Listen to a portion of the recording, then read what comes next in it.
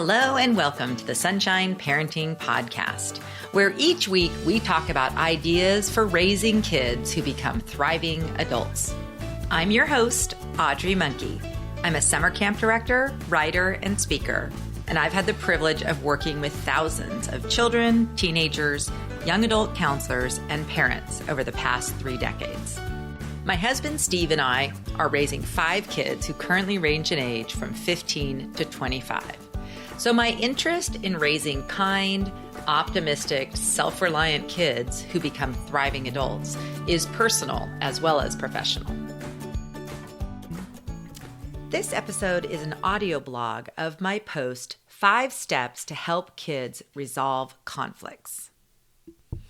I wrote this post because I have noticed over my 30 years working at camp with lots of campers that kids have become less and less adept at solving their problems and conflicts on their own. They're very quick to involve adults. They're also very quick to call each other names.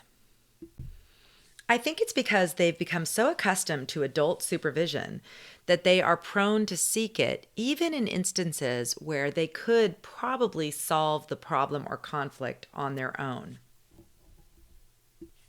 There's nothing wrong with kids seeking intervention from adults, especially in situations when adult intervention is really needed. But I want to be sure that we all understand that our kids need to learn good skills. They need to learn how to solve their own conflicts. As parents, we often try to rescue our children from uncomfortable situations rather than letting them sort it out themselves. It's really hard and uncomfortable for us to stand by and watch our kids as they deal with difficult situations. Resolving conflicts is one of many social skills that kids need to thrive in relationships and in life. If we view ourselves as our kids' social skills or friendship coaches, that's a great way to start in teaching them about the things that they need to learn to get along well with others. One of the hardest things about being a parent is that our kids learn most of their skills directly from watching us. So one thing to think about is how you resolve conflicts. Are you someone who faces them head on? Do you tend to walk away from conflict situations and try to avoid discussing them? Or have you learned some good strategies for dealing with conflicts that you can model for your kids? The very first step we all need to practice in order to learn to better resolve conflicts is figuring out how to calm ourselves down. When we're upset, our actions and words can get really ugly. The inability to calm down, self-regulate, and manage our anger can have lasting negative effects. The most important of which can be adulthood that lacks meaningful, sustained relationships. And since the people and relationships in our lives are the most important predictor of happiness and well-being for both us and our kids, this is a high price to pay for not learning to control our anger. So it's really important to help our kids learn how they can calm themselves down when they're upset. There are many different ways that people calm themselves down. Here are just a few ideas. One way is to go for a walk or a run. Many kids benefit from just taking a run around the block or a bike ride just to get out some of that energy and anger and calm themselves down. Another great idea is to develop a family chill spot, a place where you go to relax and regroup. This isn't a negative thing like a timeout spot. Instead, you put things there that are relaxing. You could put coloring books, comic books, different things that might make people feel more relaxed. You can model for your kids by using the chill spot yourself when you're feeling upset. Breathing is often talked about as a great way to calm down, and that's because truly it is. There are lots of different ideas of how to take some deep breaths, but a really simple thing to teach your kids is box breathing, where you breathe in to a count of 4, you hold it for 4, and you breathe out for 4. Let's try it together now.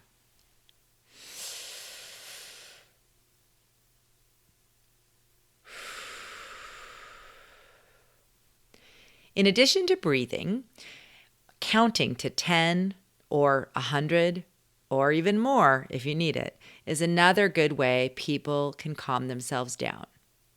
For many of us, listening to some music is calming and makes us feel better. Keeping track of things we're grateful for can often get us thinking more positively and not focusing on the negative person or incident that's causing us pain. Laughing is a great way to calm down. So if you keep some funny memes, YouTube videos, or family jokes on hand, that's a great way to help us all calm down. Hugs are very helpful and other physical touch. So oftentimes when your child needs to calm down, they might just need a gentle rub on the top of their back, a pat on the shoulder, or a hug. Stretching or loosening up can also help us calm down, as can just sitting quietly for a few minutes.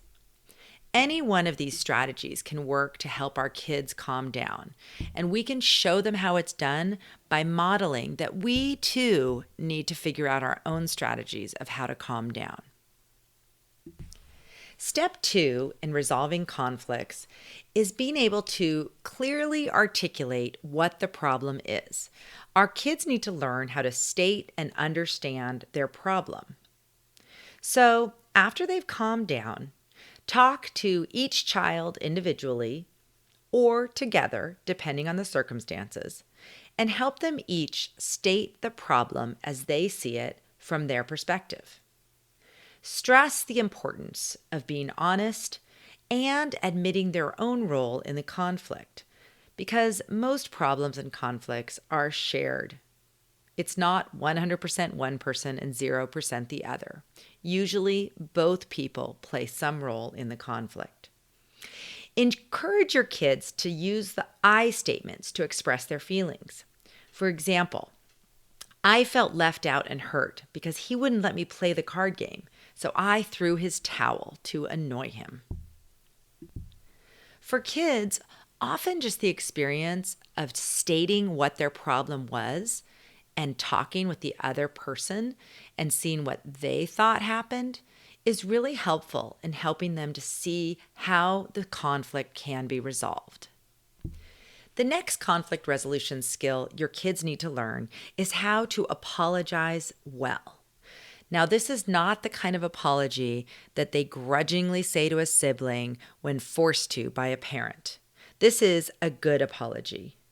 And as the quote in the post says, a good apology will communicate 3 things: regret, responsibility, and remedy. Apologizing for a mistake might seem difficult, but it will help you repair and improve your relationships with others. So encourage your child, or both children if there are 2 in the situation, to each come up with a good apology. Writing it down before they say it can be a good start, or for younger children, you might be their scribe and write it down for them.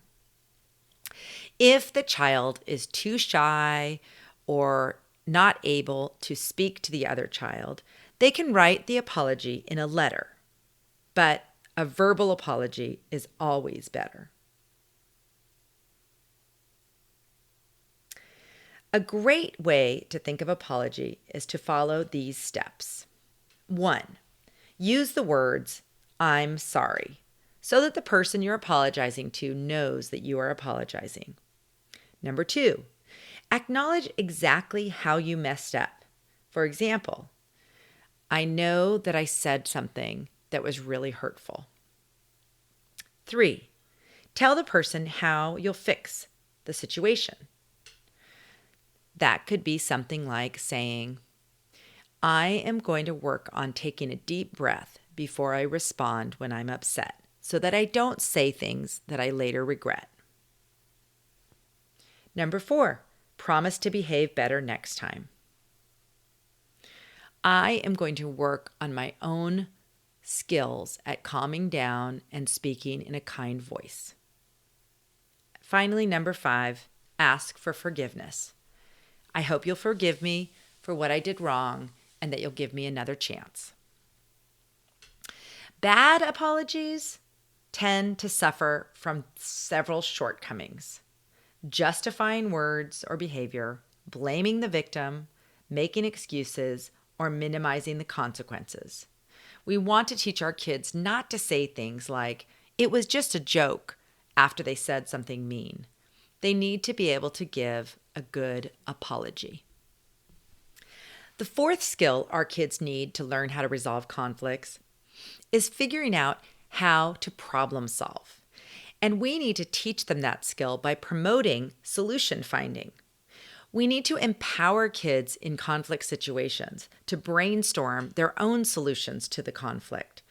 Even if there's some uncomfortable silence during your conversation, it's really important to let the kids try to come up with their own solution rather than just feeding them answers or ideas that you know might work.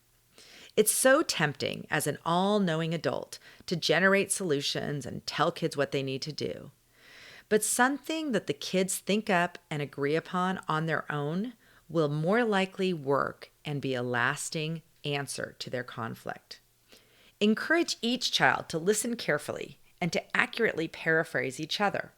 Encourage them to speak to each other, not to you, and to speak honestly and kindly as they seek a solution.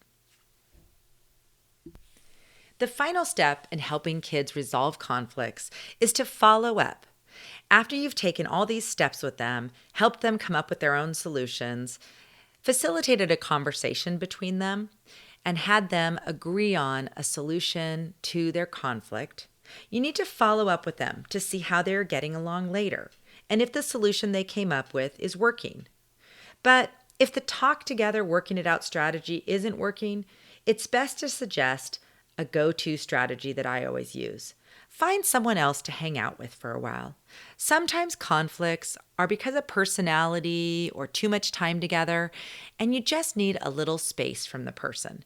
It's never a bad idea to take a little break when two kids are having repeated conflicts with each other.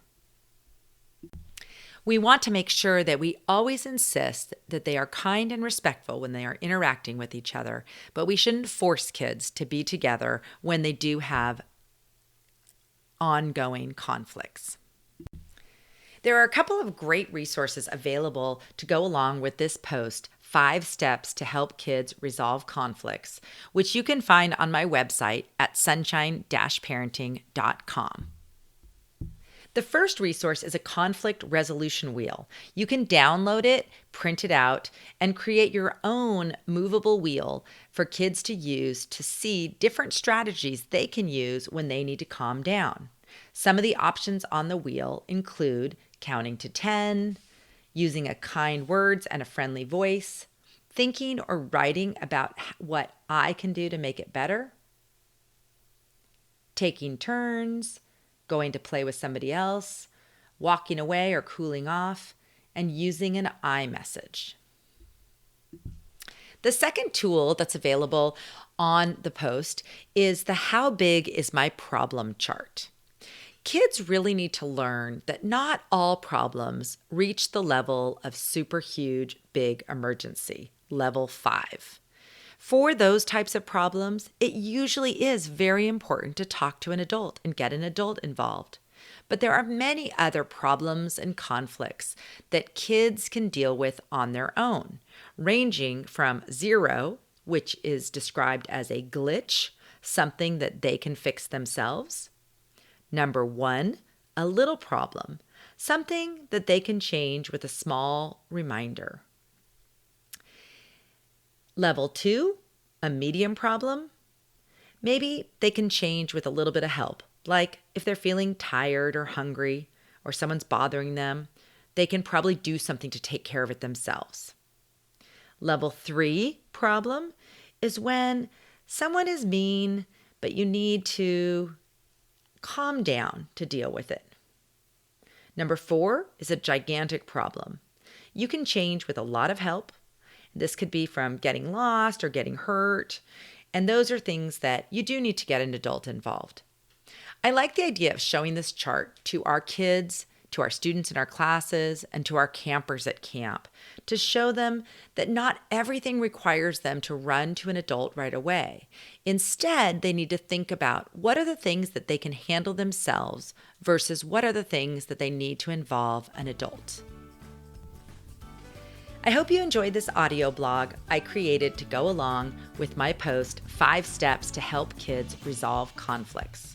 The post is available at my website, sunshine-parenting.com. If you don't already subscribe to my weekly email, I encourage you to do so.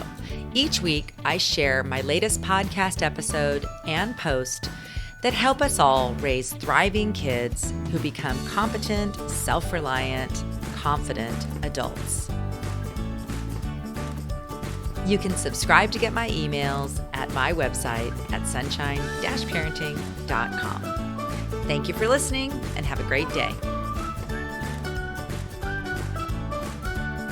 This podcast is a proud member of Parents on Demand, a network of high-quality shows for families just like yours. Download our free network app on Apple and Android and listen to your favorite episodes on the go.